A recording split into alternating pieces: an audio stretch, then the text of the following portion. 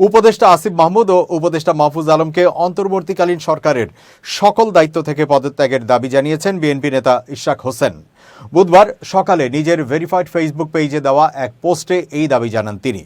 ওই পোস্টে ইশরাক লেখেন, গণতান্ত্রিক ভাষায় রাজনৈতিক শিষ্টাচার মেনে যৌক্তিক কারণে উপদেষ্টা আসিফ মাহমুদ ও উপদেষ্টা মাহফুজ আলমকে অন্তর্বর্তীকালীন সরকারের সব দায়িত্ব থেকে পদত্যাগের আহ্বান জানাচ্ছি।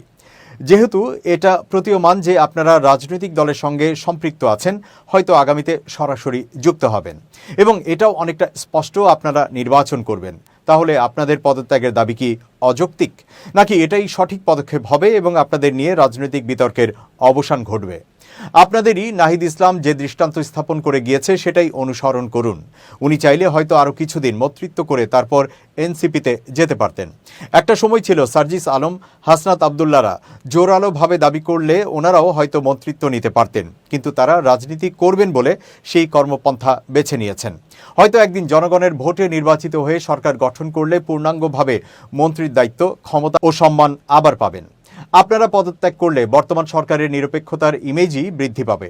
এখনও মনে করি সরাসরি রাজনীতিতে যোগ দিয়ে দলীয় ও সাংগঠনিক কাজ করে অভিজ্ঞতা অর্জন করতে পারলে দেশ ও জনগণকে আপনারা আরও ভালো কিছু দিতে পারবেন। আর ক্ষমতা ধরে রাখলে আপনাদের দলের লোকজনকে বিশেষ সুবিধা দিতেই হবে। এটা থেকে বিরত থাকার বা শতভাগ নিরপেক্ষ থাকার বিন্দুমাত্র সম্ভাবনা অথবা ক্ষমতা আপনাদের নাই, কারুরই থাকে না। কাঁঠাল ভাঙবে আপনাদের মাথায়, খাবে কিন্তু অন্য সবাই। এখন নিশ্চয়ই বলবেন বা ভাববেন, ক্ষমতার লোভে অবৈধ মেয়র হওয়ার জন্য দিনের পর দিন আন্দোলনে নৈতিক সমর্থন দিয়ে জনভোগান্তি তৈরি করে নিজেকে সাধু বানিয়ে আমাদের নীতিবাক্য শোনাচ্ছেন, তাই না? আমি নিজেও কি কম সমালোচনার শিকার হয়েছি এটি করতে গিয়ে, কিন্তু আমার আর কোনো উপায় ছিল না। আপনাদেরকে যে ভুল পথে পরিচালিত করা হচ্ছে সেটা জনগণকে বোঝানো দেশের জন্য প্রয়োজন ছিল এবং আজ অবধি আমাকে বাধা দেওয়ার কাজটি যৌথ সিদ্ধান্তে হচ্ছে।